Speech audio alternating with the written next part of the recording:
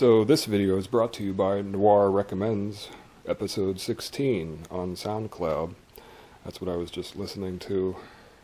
I have a sound system custom engineered into my wood shop, and so I can stream music from the internet onto this receiver, and I got a couple not so great speakers hanging up, and I got a couple back there. But anyways, I just wanted to share what I was listening to. I have a hard time working now without blasting techno into my head, which is kind of weird, but you know, it just helps me keep focused and keep doing what I'm doing. I'm doing a couple Zinc countertops in this video, and I'm going to do a more detailed walkthrough of the corner fold, because I showed this process before, but I had some questions about some things, so I just wanted to do a more detailed explanation of that part of the process.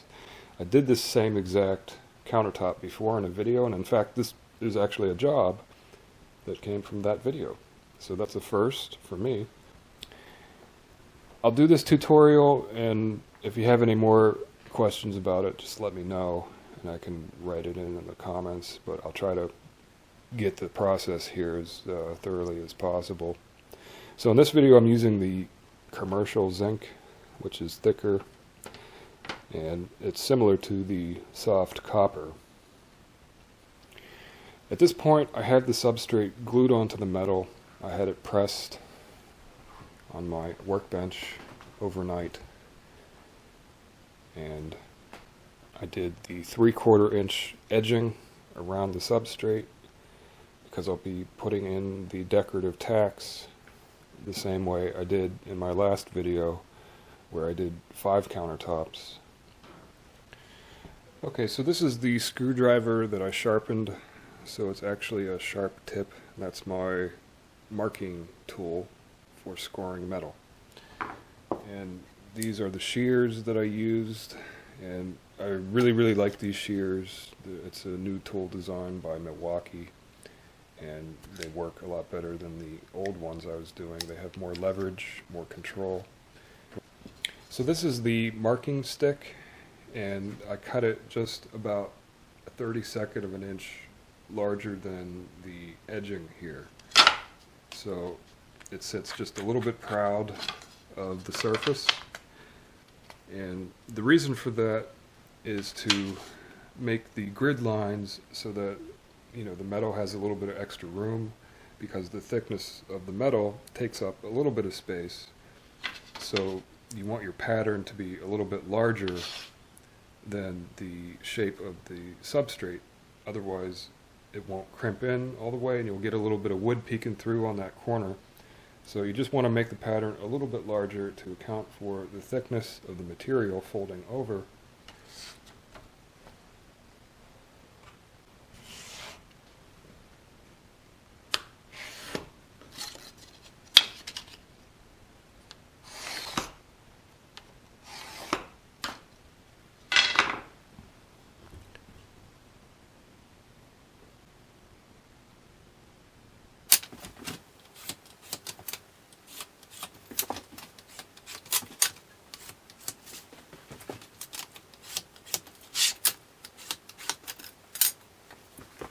Okay, so now I have my grid lines on all 4 corners, and I need to pick which side is going to have the extra tabs that fold over the corner edge, because I'm not soldering the corner joints, which some professional manufacturers are going to do it that way. I do the fold tab, and then I just overlap it, put some glue in there, and crimp it together. And that way I don't have to solder anything. But I have to pick which side is going to have the tabs, and there's a strategy that works for that, but in this case it just doesn't matter because the top is 30 inches by 30 inches square. If, for example, I was doing a top that was 30 inches by 8 feet long, then I would have to strategize. The short edge would have the tabs, because when I do the corner fold and get the metal where it needs to be, I clamp it, because sometimes there can be a little bit of space on the corner. And it's easier to clamp it on the short edge, which would be 30 inches in dimension. If I clamp it on the long edge, then I would need a clamp that's over 8 feet long. So that's the strategy, to pick which side has the tabs, and that's the side you fold over first, and then the more difficult, longer edge will be the second edge that folds over. And so that's just the strategy to make that work. But in this case it doesn't matter. So I'm just going to pick two sides to have the tabs. And the only reason for this, doing the strategy this way, is to make it easier to clamp if you need to.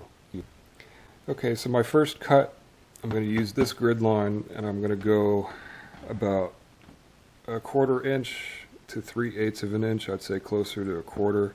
That's going to be the thickness of my tab. And so I'm going to cut parallel to that grid line. I'm going to go all the way up just before getting to this line right here. I want to be careful not to go past that line, because this edge right here is going to be the seam that shows on that corner. So I want to stop just before that line, because I want to be careful not to get too close to it. And so the next cut is this line, and I try to stay as close to it as possible, and I go all the way and stop at the corner.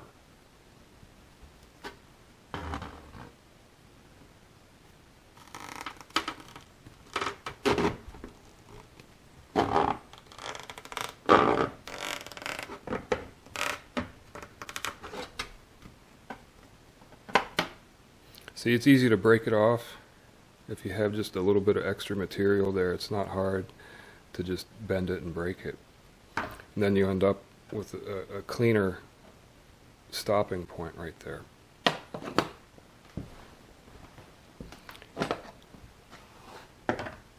Okay, so now I'm going to make a little cut at an angle, and I just do this to create a little bit of extra material. Where this overlaps, it's going to be like right there.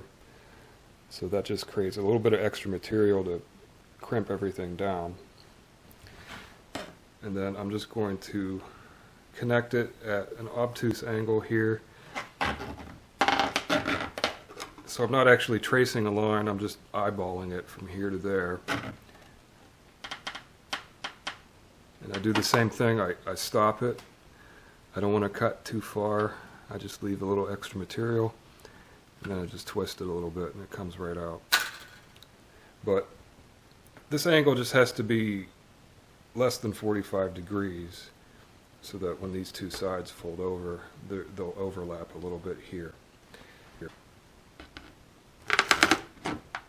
And you can actually correct the angle if you're off.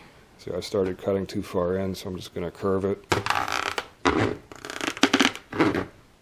And then once I get it there, I can, make that intersection more accurate.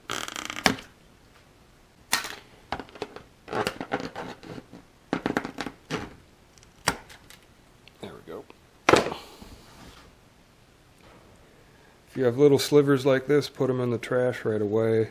You don't want these on the floor. This is a stepping hazard. Metal splinters are not fun.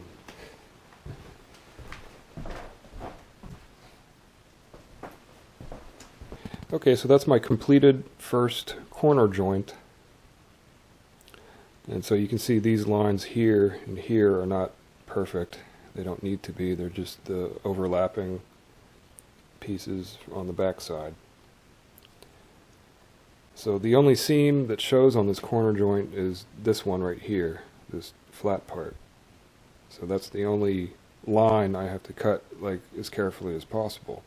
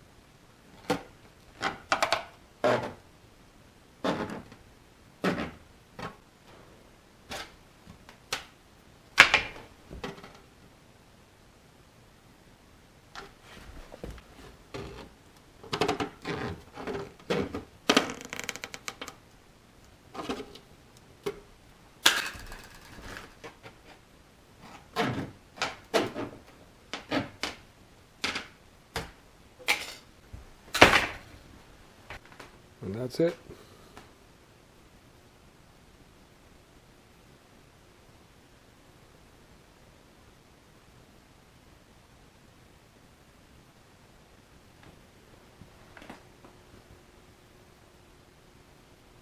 Okay, so I'm going to do this next one, and I'm going to put on the good old head strap, which usually causes some people to complain, but it might be a little bit shaky, but might get a better bird's eye view of what's going on with these corner cuts.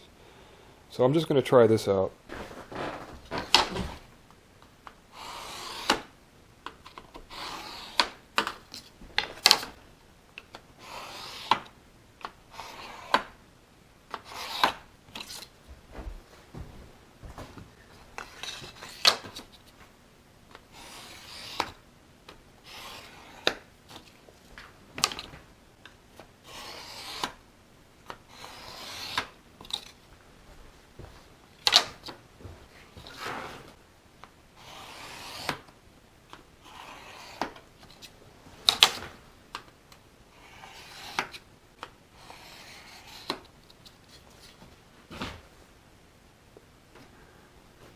Okay.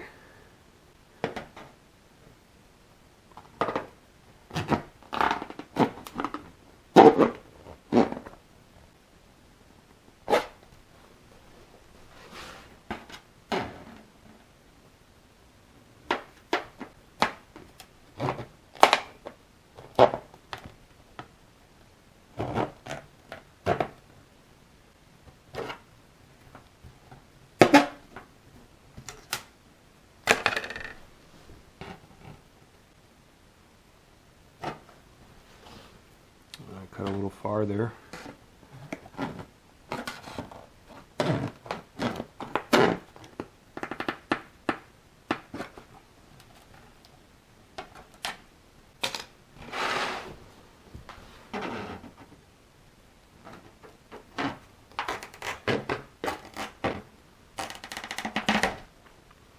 So when I'm making these cuts, I grab the metal with this hand and kind of twist it up, because otherwise there's friction in here, and you kind of have to like get some material out of the way so that you can continue making the cut.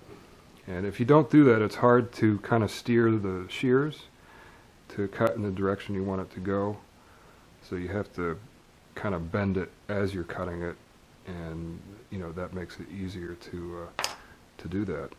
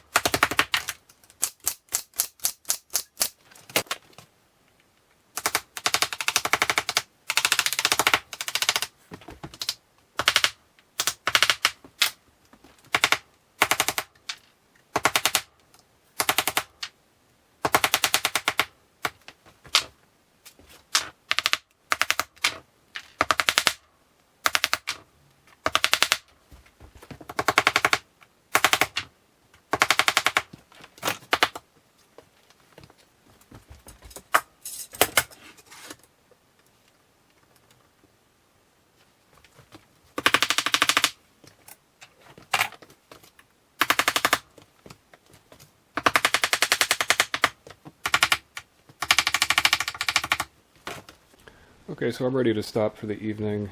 This is as far as I'm going to go with this video, just to show the pattern that it takes to make this corner fold, and then I have it clamped now so that glue will fill up that space and kind of keep that metal together on those corners. I put the aluminum tacks on the underside because I can't go through 2 layers with the pneumatic fasteners. And I'm going to be putting on these decorative tacks on the edge after I get the patina on. And so if you're looking for these, I get them from Van Dyke's Restorers. They have a bunch of different styles. These are smaller than the ones I did in the last video. But normally I just do the aluminum tacks as the decorative element. But it is possible to do it without tacks if you wanted to get that look. So I'll show the finished product in another video after I get it all together. I just wanted to kind of focus on this corner joint to answer some people's questions. So if you have any more questions, let me know in the comments. I'll fill in the blank. And yeah, Zinc countertop.